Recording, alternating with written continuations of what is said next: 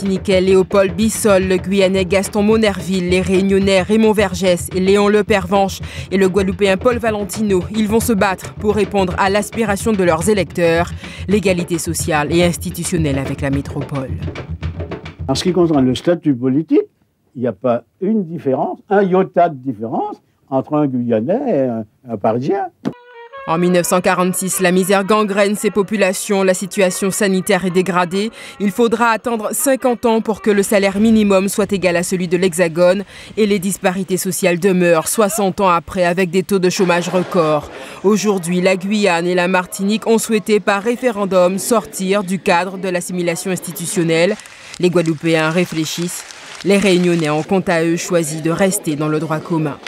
Quel regard portez-vous sur cette envie de France, cette départementalisation qu'encourageait à l'époque Aimé Césaire? Je partage aussi son analyse, c'est-à-dire très tôt il va dire on va buter sur la question et ce qu'il appelle de l'identité. Et c'est-à-dire que quand même, qu'est-ce que ça veut dire aussi d'être martiniquais, d'être guadeloupéen, guyanais, réunionnais, mahorais aujourd'hui, donc d'être à la fois en étant français. Et en même temps français. Donc ancré dans des régions qui sont des régions culturelles, les Caraïbes, l'Amérique du Sud, l'océan Indien, qui sont donc des régions très différentes de la région européenne de l'Europe, et en même temps liées à cela. Et Césaire dit très tôt, vers 48 déjà, qu'on va buter là-dessus, et on bute là-dessus aujourd'hui.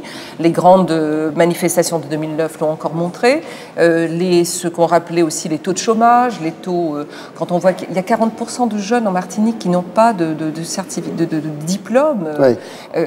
Il y a de vrais problèmes. Donc il semble, si vous voulez, que la départementalisation qui est, quand il disait 1848 liberté, 1946 égalité, oui. Et que on touche peut-être à la limite de ce modèle et qu'il faut maintenant justement se poser les questions de qu'est-ce que ça signifie, ces territoires, quel développement économique, quel développement culturel et social va être possible. Comment réduire ce décalage justement entre l'Hexagone et ces territoires qui font partie de la France, mais qui sont dans des situations sociales et économiques différentes? Mon Dieu, c'est une vaste question, qui est une question essentiellement politique, je pense. Alors bien sûr, avec tous les problèmes économiques qu'on a pu rappeler, mais ce qui est effectivement fort dommage quand on voit le passage de l'histoire, c'est que ce magnifique élan vers l'égalité, cette passion pour l'égalité que reflétait la départementalisation, s'est un peu échoué dans les remous de l'histoire et que des promesses n'ont pas été tenues.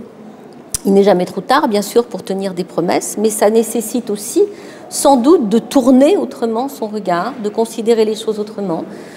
Une évolution qui va sans doute devoir se faire... Autrement, pour vous, c'est comment? C'est-à-dire qu'il y a un regard condescendant qui a perduré pendant des années? Non, je n'irai pas jusque-là. Est-ce que c'est l'éloignement géographique qui a été d'ailleurs présenté comme un argument? Je pense que ça tient d'abord, comme l'a rappelé Françoise, ça tient tout d'abord au mode de formation de ces sociétés.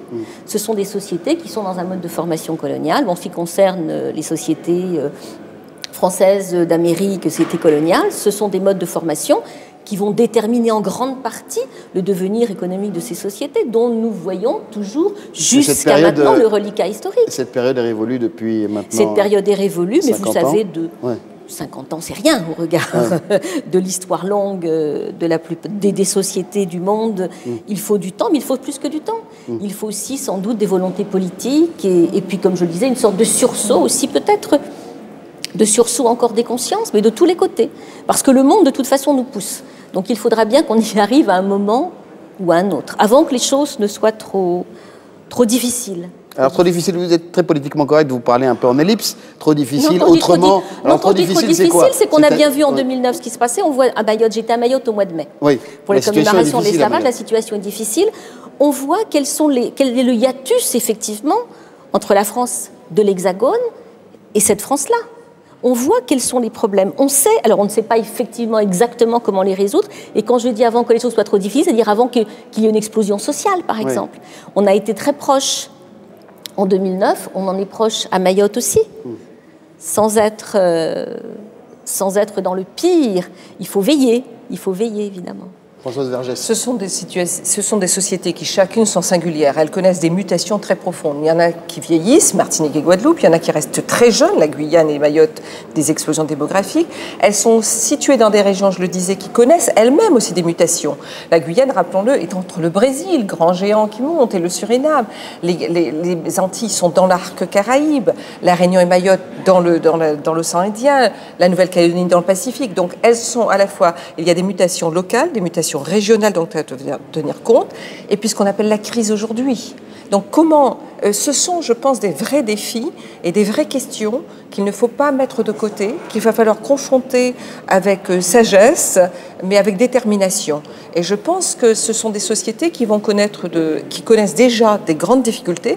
Elles ne connaissent pas la crise aujourd'hui. C'est Daniel Maragnès disait, c'est le paradoxe de la crise qui dure. C'est une crise qui dure depuis toujours dans ces sociétés. Donc c'est pas une. Mais comment va-t-on y répondre? Il y a des propositions. Je pense que cette question est la question qui va se poser dans les années qui viennent. Il y a une recherche durant cette année des Outre-mer d'exemplarité. Il y a une envie de découverte des personnalités qui ont marqué ces territoires et départements d'outre-mer. Évidemment, nous verrons dans un instant la panthéonisation, retour en tout cas sur la panthéonisation d'Aimé Césaire, mais d'autres personnalités existent. Est-ce que cette recherche d'exemplarité, à travers par exemple Gaston Monnerville, est nécessaire? Faire connaître ces personnages et leur rôle dans l'histoire de France est nécessaire? Elle est tout à fait nécessaire. Tout le monde, je veux dire, ça fait partie de l'histoire. Ce sont des personnes. Gaston Monnerville, c'est quand même le premier président du Sénat noir. C'est donc un personnage important. Il est très important pour les jeunes Français de savoir cela. Et c'est aussi important de savoir ce que c'est la pensée qui est venue. Bon, Aimé Césaire, c'est pas seulement un poète, c'est quelqu'un, c'est aussi l'auteur de discours sur le colonialisme. Ensuite, nous avons aussi Frantz Fanon, grande figure dont on célèbre en décembre les 50 ans de la mort, et qui a écrit Peau noire, masque blanc, Les damnés de la terre, qui ont donc tous ces ouvrages qui ressortent d'ailleurs là aujourd'hui. Relire Fanon, ça signifie quoi? Qu'est-ce que cela nous apprend? Il y a Édouard Glissant, il y a aussi d'autres poètes, il y a tous les grands écrivains, mais ça on peut en parler à la fois des Caraïbes, de la Guyane, de Nouvelle-Calédonie et de l'océan Indien. Il y a vraiment, je pense, oui, à faire connaître ces personnages, à faire connaître leurs textes. Qui connaît très bien les textes d'Aimé Césaire, de Fanon, de Glissant? Je parle de ces trois. Est-ce que l'année des Outre-mer a contribué à cela? Est-ce qu'elle a permis de faire découvrir ces textes, ou pour vous Ils ne sont toujours pas enseignés à l'école. Oui. C'est quand même déjà une première chose. C'est déjà une première chose. Il faudrait déjà que ces textes fassent partie. Certains mettent en avant la difficulté à aborder ces textes compliqués pour éviter qu'ils ne soient présents dans les programmes scolaires. Oui, c'est le fameux hermétisme de Césaire, de Glissant. Oui, ce sont des textes difficiles. Proust est difficile, Racine est difficile. Non, Racine moins. Mais ce sont des textes difficiles, ce sont des textes qui demandent du travail. Oui, bon, mais ce sont... Vous savez, moi j'enseigne depuis des années Glissant, j'ai enseigné Glissant aux États-Unis. Il y a des anglophones qui ne l'ont pas toujours compris peut-être, mais comme j'ai toujours, il y a aussi des compréhensions intuitives des textes. En tout cas, oui. Qui continuent à l'étudier. Je me souviens quand j'ai invité Glissant à Bâton Rouge, quand j'étais un tout jeune professeur à Bâton Rouge, je l'ai invité à venir faire des conférences, il est resté à Bâton Rouge. Je dois dire que bon, sa parole nous a éclairé sur son œuvre, mais il nous a dit aussi une phrase dont je me suis toujours souvenue, c'est qu'on a le droit d'être opaque et on est opaque même à soi-même. Donc une fois qu'on sait ça, après on peut travailler tranquillement l'œuvre de Glissant, il faut simplement la travailler. Je dis que c'est une question de travail, de temps. Puis il y a des auteurs comme Marie Scondé, il y a des auteurs comme Simone Schwarzbart, il y a des tas d'auteurs qui sont vraiment... On va découvrir évidemment tous ces auteurs. Merci Prisca Desgras, merci à Françoise Vergès. Nous parlions des textes d'Aimé Césaire, nous allons découvrir à travers ce reportage l'homme qu'il était, et juste après, nous serons en compagnie de Frédéric Mitterrand, ministre de la Culture et de la Communication. Admis en Hippocagne en 1931 avec Léopold Sédar Senghor, futur président du Sénégal. Une rencontre décisive. Deux jeunes écrivains en herbe qui se cherchent, se découvrent nègres et fiers de l'être. Pour le dire, ils inventent une nouvelle expression, la négritude. La négritude, à mesure où elle pèse sur la conscience et essaye de forger à l'homme noir une condition nouvelle, a une influence très certaine sur l'histoire de tous les jours, sur l'histoire moderne de l'homme noir. La négritude préfigure plus de 20 ans avant les indépendances africaines et les droits civiques américains. Je vais demander en particulier quel est le commun dénominateur des Dahoméens et des Antillais À partir de 1946, Césaire l'intellectuel est happé par la politique. D'abord communiste, puis dans le parti qu'il crée. Maire de Fort-de-France pendant 56 ans. Face à l'urgence de l'exode rural, il permet à tout un petit peuple de se construire un logement. Finalement, cette vie politique, cette vie même municipale, m'a apporté quelque chose de très important, c'est précisément la vie et le concret. Je ne suis pas devenu un songe creux, je ne suis pas devenu un intellectuel enfermé dans sa tour. Mais il continue d'écrire. En 1950, son discours sur le colonialisme. Puis une pièce de théâtre en 1963, La tragédie du roi Christophe, inspirée par la difficile accession à l'indépendance d'Haïti. Une nation n'est pas une création, mais un mûrissement, une lenteur, année par année. L'écrivain député peaufine aussi avec malice ses discours à la tribune de l'Assemblée. Tenez, monsieur le ministre, essayez de dire liberté, parité, fraternité. Chiche. Eh bien, c'est qu'il y a des mots ombrageux et qui ne supportent pas d'être amoindris par le voisinage d'une quelconque épithète. Et le mot égalité est de cela. Anticolonialiste, Césaire aurait pu mener son île sur la voie de l'indépendance. Mais il s'en est méfié, au nom de la paix et de la démocratie. Un inclassable dont on venait écouter les conseils parfois de loin, car les dernières années de sa vie, le vieux sage ne quittait plus son île.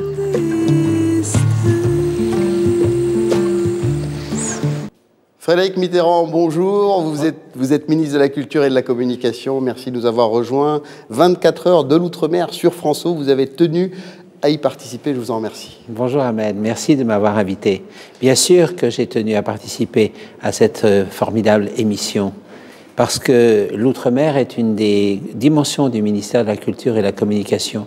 Et avec Marie-Luce Panchard, je suis heureux de pouvoir m'associer à tous les projets qui permettent de mettre en valeur le fantastique vivier de cultures différentes et très fertiles que représente l'Outre-mer. Depuis votre prise de fonction, vous avez souhaité placer l'Outre-mer au cœur de vos actions culturelles. Vous avez effectué un certain nombre de déplacements dans les départements d'Outre-mer.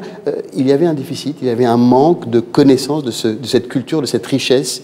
Alors là, vous posez deux questions en fait, le déficit et le manque. Le déficit, ça veut dire qu'il y avait déjà quelque chose, mais que ça ne marchait peut-être plus aussi bien que cela devrait. Alors il y avait un déficit, effectivement. Je prends un exemple. Il y a par exemple à Fort-de-France un merveilleux musée, très bien dirigé, et qui manquait de moyens pour s'agrandir. Déficit. Alors là, on essaye de combler. On a inscrit ce musée au plan musée de manière à le faire se développer, à l'aider à se développer. Et puis un manque, c'est là où il n'y a rien. Alors, c'est l'exemple de Mayotte, où il n'y a pas de musée des expressions culturelles mahoraises. Et il n'y a pas non plus, d'ailleurs, la salle qui permettrait aux musiciens de s'exprimer. Donc là, il y a tout à construire. Donc on va faire le musée et on va faire la salle. Et je pense que dans chacun des lieux d'outre-mer où je me suis rendu, j'ai été confronté quand même ou à ce problème de déficit ou à ce problème de manque. L'organisation de cette année des Outre-mer, qui va se poursuivre, et surtout d'ailleurs sur France O pendant des années, a permis à nos concitoyens de l'Hexagone de découvrir l'innovation, la mémoire, la richesse de ces territoires français. Est-ce que vous pensez qu'aujourd'hui, il y a une meilleure connaissance de la part de tous nos concitoyens de ces parties de notre territoire? Il y a une meilleure connaissance, et il va y avoir une meilleure connaissance, parce que France O, où nous sommes aujourd'hui, pourra être reçu dans tous les foyers français, ce qui n'était pas le cas avant. Et je pense que ça va contribuer fortement à inscrire la diversité et la fertilité des cultures ultramarines au cœur même de chacun des foyers de la métropole. Mais France O n'est pas évidemment le seul vecteur, surtout qu'il a une histoire... C'est pour ça que je viens d'ailleurs. Ouais, tout à fait. Mais justement, est-ce que les autres médias, il y a eu un effort Bien sûr, je disais ça parce que je pense que c'est un vecteur important, mais bien sûr, il y a beaucoup d'autres choses. Et notamment, par exemple, je vous donne un exemple. À partir du 15 décembre, la Cinémathèque française va faire une grande rétrospective de tous les cinémas en provenance du monde ultramarin. Bon, ça n'a jamais été fait. On assiste à une très grande montée en puissance de la littérature des Antilles et caribéennes en général, mais des Antilles en particulier. Ça n'était pas le cas avant. Aimé Césaire est devenu, à juste titre, un mythe national. Ce n'était pas le cas avant. Une exposition aussi bien réussie que celle sur Aimé Césaire, Wilfred Olam et Picasso, où j'avais d'ailleurs eu le plaisir de vous rencontrer une première fois, eh bien, cette émission qui a eu un grand succès. Il y a des catalogues qui circulent. Autant de domaines où il y a maintenant des repères et des marques qui circulent, que l'on peut consulter et qui suscitent une curiosité grandissante. Comment vous vivez, lors de vos différents déplacements, ce décalage qui existe d'un point de vue social et économique, qui n'est pas votre domaine, je le sais, et celui culturel que vous représentez, que vous encouragez? Qu'est-ce que vous dites? Est-ce que vous dites en France? Dans le déchirement et dans l'espoir. Oui. Dans le déchirement, parce que je vois que les situations socio-économiques ne sont pas les mêmes, qu'elles sont souvent beaucoup plus difficiles, même si les conditions locales sont différentes aussi. Hein. Le climat n'est pas le même, la solidarité est beaucoup plus grande, les sociétés sont plus proches les unes des autres, bon. Mais quand même le déchirement. Et l'espoir parce que les terres ultramarines sont des terres de prodigieux dynamisme et de gaieté et de force et de jeunesse et de savoir. Et pas que la jeunesse, il y a le savoir aussi. Les personnes d'un certain âge sur les terres ultramarines dispensent leur savoir, leur expérience, peut-être plus aisément, ou peut-être que c'est parce qu'on les écoute mieux que sur le territoire de la métropole. Donc déchirement et espérance. Espérance quand on voit tout ce qui s'est passé cette année avec la présentation des cultures ultramarines en métropole, on ne peut avoir qu'un sentiment d'espérance. Et d'ailleurs, je rends hommage à Daniel Maximin qui a piloté tout ça d'une main de maître. On va revenir sur l'un de vos déplacements cette année, en avril 2011, quand vous êtes rendu à Mayotte et vous avez tenu à inscrire la mosquée de Tingoni au patrimoine national. Eh bien, je ne le regrette pas. Sur la voûte du principal lieu de culte de Tingoni, le ministre de la Culture est au cœur de la plus vieille mosquée de France en activité. Construite au XVIe siècle par le sultan Issa, ce monument conserve les vestiges du règne des sultans chiraziens. Mosquée royale à côté de laquelle reposent les précurseurs de l'islam à Mayotte, modifiée, agrandie puis quelque peu modernisée, ce lieu de culte fera l'objet bientôt de débats au sein de la commission régionale du patrimoine et des sites.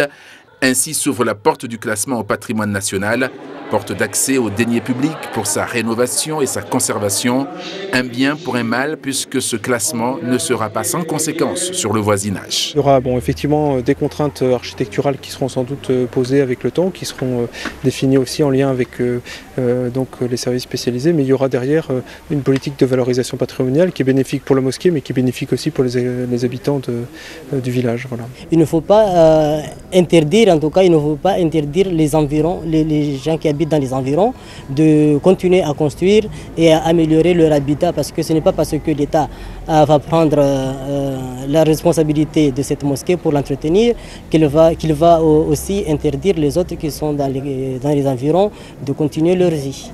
Tingoni était jusqu'en 1790 la capitale politique de Mayotte. Sa mosquée est l'un des éléments phares qui lui restent pour son prestige. Avec elle, la ville espère entrer officiellement dans le patrimoine national. Vous avez encouragé la meilleure connaissance de ces cultures ultramarines. Vous suivez également les débats qui ont cours en France depuis quelques mois. La question de l'identité est très prégnante, la question de l'appartenance. En quoi toute cette diversité ultramarine peut contribuer à faire France aujourd'hui d'une autre manière? Alors, d'une part, il est essentiel que chacune des communautés ultramarines se sente bien dans l'ensemble de la République. Et pour cela, il est évident qu'il faut lui reconnaître tous les aspects culturels qui lui sont nécessaires pour vivre. Et donc chacune des communautés doit être reconnue à la fois dans son passé, pour ça que j'insiste beaucoup sur les musées patrimoniaux, où vont les enfants des écoles, où on peut organiser des conférences, qui peuvent même susciter des films, des documentaires, dans son passé et dans son expression contemporaine. Et une des expressions contemporaines très fortes, c'est la musique. Hein. Le maloya à La Réunion, les tambours à la Guadeloupe. Là, on vient de voir Mayotte. J'ai rencontré un jeune musicien maoré absolument remarquable, avec qui j'aimerais bien arriver à construire précisément la salle polyvalente où on présenterait de la musique à Mayotte. Bon. Alors ça, c'est une première chose. Alors ensuite, comment tout cela s'inscrit dans l'ensemble de la communauté nationale? Eh bien, ça s'inscrit dans l'ensemble de la communauté nationale d'une manière très simple, par l'enrichissement. Oui. C'est-à-dire que nous pouvons nous enrichir formidablement, nous, Parisiens, moi par exemple, de tout ce que nous apprenons de la part des territoires ultramarins. Et c'est pas de la langue de bois, hein. C'est pas de la langue de bois. Par rapport aux crispations qu'on vit actuellement, ça pourrait l'être. Oui, mais enfin bon, il y a des crispations, il y en a tout le temps, toujours, dans tous les domaines. Je dis simplement aux professeurs des écoles, emmenez par exemple les enfants voir l'exposition qui nous entoure aujourd'hui, qui est l'exposition de Georges Roner, et puis expliquer aux enfants que c'était un métropolitain qui s'est retrouvé pendant 2 ans à la Guadeloupe, qui est tombé amoureux de la Guadeloupe, qui a dépeint et dessiner les habitants de la Guadeloupe. Est-ce que son regard d'artiste peintre pour le reste de sa vie ne s'est pas extraordinairement enrichi de cette expérience? Et est-ce que vous, qui regardez ces tableaux, ces dessins, est-ce que vous n'allez pas vous enrichir aussi énormément? Alors, des crispations, il y en aura toujours. Des gens qui auront le désir d'aller au-delà des crispations, il y en aura aussi encore plus. Simplement, il faut leur donner le matériau pour le faire. Il faut organiser des expositions comme celle-là. Il faut organiser ce que nous allons faire avec le ministère de la Culture et de la Communication dans les semaines qui viennent, c'est-à-dire les journées du multilinguisme en Guyane, qui sont des instruments, en fait, que l'on donne au service de ceux qui, précisément, surmontent les crispations. Les territoires permettent... Je réponds trop longuement, hein, mais parce que vous savez, ce sont des sujets qui m'intéressent beaucoup. Oui, mais je vous laisse répondre à votre guise, Frédéric Mitterrand. Les territoires d'outre-mer sont découverts par nos concitoyens de l'Hexagone à l'occasion de cette année des Outre-mer. Mais est-ce que... Ils les connaissaient un peu, mais ils les connaissaient sous une vision qui était quelquefois un peu réductrice. Folklorique? Réductrice. Pourquoi? Parce que je ne déteste pas le folklore. Vous savez, le folklore a une part de réalité aussi. Hein. Il faut pas... Le folklore, c'est souvent le dernier refuge d'une expression culturelle que les autres ne regardent pas. Donc il ne faut pas mépriser le folklore. Il ne faut pas mépriser la politique non plus, qui a un rôle central à jouer. Et est-ce que, selon vous, il y a des actes forts qui peuvent être faits pour valoriser des actes forts de la part du gouvernement actuel et de la part de la ministre de l'Outre-mer, il y en a eu beaucoup et il y en a constamment. La création de l'Agence des Outre-mer qui est prévue pour dans 2 ou 3 mois, c'est un acte fort. Le programme en 100 points qui avait été présenté par le président de la République et qui est en cours de réalisation, c'est un acte fort. Moi, je ne suis pas le ministre de tous les ministres, donc je suis ministre de la Culture et de la Communication. Oui. Ce que j'essaye de faire, c'est de faire des actes, je ne sais pas si ce sont des actes forts, mais en tout cas des actes fortement repérables dans le cadre de mon domaine. La communication, justement, un de vos domaines de prédilection. Est-ce qu'aujourd'hui, vous avez l'impression que la manière de présenter dans les différents médias, la manière de refléter cette richesse, cette diversité, ces mémoires... Il y a 2 observations. D'abord, la première, c'est que dans les territoires d'outre-mer, il fallait préserver les expressions locales. L'arrivée de la TNT, c'est un gain formidable, mais en même temps, il ne fallait pas que ça étouffe les expressions locales. Donc on a trouvé un arrangement pour que les expressions locales, les radios, les télévisions locales puissent continuer à avoir le volant de trésorerie qui leur permettra de continuer de poursuivre leur travail. Et leur travail, c'est vraiment de donner aux citoyens sur place la marge pour s'exprimer par la musique, par le documentaire, par le talk show. Bon, ça, c'est une sans l'isoler, évidemment. Sans l'isoler. Ouais. La deuxième chose, je vais revenir à François quand même. La deuxième chose, c'est que la diffusion de François sur tout le territoire métropolitain et dans tous les foyers, c'est un plus fantastique. Mais il ne faudrait pas que ça devienne le prétexte. C'est-à-dire que chaque fois qu'on a un projet qui se tourne par exemple à La Réunion ou en Nouvelle-Calédonie et qu'on le présente à France 2 ou voire même à des chaînes privées, il ne faudrait pas qu'à chaque fois la réponse ça soit « Ah bon, bah écoutez, il y a François, débrouillez-vous ». C'est un peu le phénomène qui est arrivé avec Arte pour un certain nombre de projets. Et donc il faut être vigilant à cet égard, même si le ministre n'a pas vocation non plus ou ne doit pas passer son temps. Il y a un certain nombre de réflexes à acquérir de la part. Il y a un certain nombre de réflexes à acquérir, d'intégrer le fait que la France est multiple, que nous sommes sur 3 océans. Oui, tout ça c'est un travail qui doit se faire en utilisant toutes les notes du piano. Et toutes les notes du piano, c'est des expositions comme celle-ci, les noires et les blanches, et celles qui... Et même les fausses notes. Voilà, il faut tout utiliser. Hein. Parce que les fausses notes, quelquefois, disent beaucoup de vérité aussi. Bon.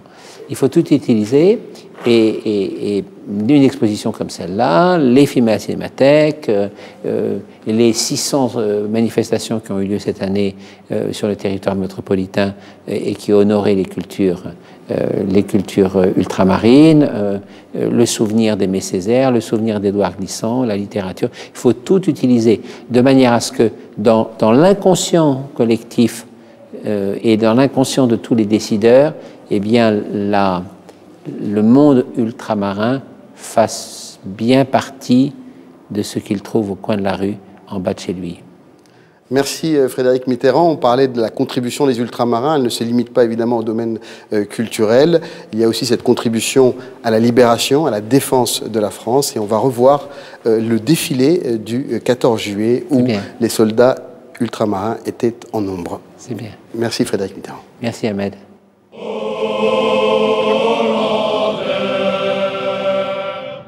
C'était l'un des instants les plus forts et les plus attendus de ce défilé. Le fameux haka exécuté par le 15 du Pacifique devant la tribune présidentielle. La sélection de rugby formée par les militaires originaires de Nouvelle-Calédonie, de Polynésie et de Wallis et Futuna avait revêtu le traditionnel collier de coquillage et l'expression ad hoc.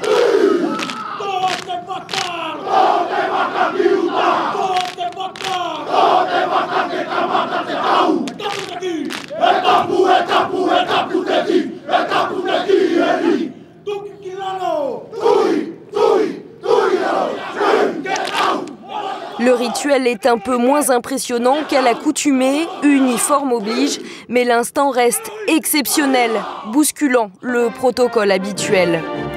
Quelques instants auparavant, ce sont les hommes du 2e régiment d'infanterie de marine de la Réunion qui ont ouvert le bal, avec une formation représentant l'île Bourbon assortie d'un fumigène, symbole du piton de la fournaise. Un premier tableau suivi d'un hommage aux Antilles. 30 jeunes Guadeloupéens entonnent le chant des dissidents aux côtés de la soprano martiniquaise Odile Rino.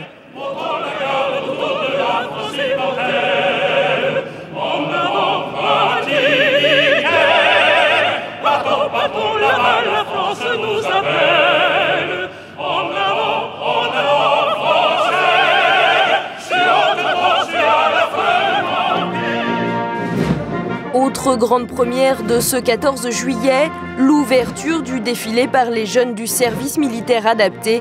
Le SMA n'avait descendu les champs qu'une seule fois, en 2001, pour fêter ses 40 ans. Cette année, ses bénéficiaires ont donc pris la tête des troupes à pied. Au total, 280 stagiaires de 18 à 26 ans venus des 7 régiments d'outre-mer. Un hommage à ce dispositif créé il y a 50 ans. Et dans leur lignée, ce sont cette fois les militaires professionnels qui leur ont emboîté le pas. 487 soldats sur les 8300 hommes des forces de souveraineté déployés sur les 3 océans. Des unités dédiées à la protection du territoire, mais aussi à la lutte contre les trafics ou encore la piraterie dans l'océan Indien. Marie-Luce Panchard, bonjour. Merci de nous avoir rejoints dans le cadre de ces 24 heures de l'outre-mer sur France O. Vous êtes ministre chargé de l'outre-mer. Bonjour. Vous êtes la bienvenue. Vous avez mis les pieds dans le plat tout de suite, dès le début de cette année des outre-mer. Vous avez tout dit. On a parlé de culture il y a quelques instants. Vous êtes dans le domaine politique. Vous avez dit les problèmes que rencontrent ces départements et territoires d'outre-mer. Vous avez dit les problèmes que rencontrent les ultramarins qui vivent dans l'Hexagone.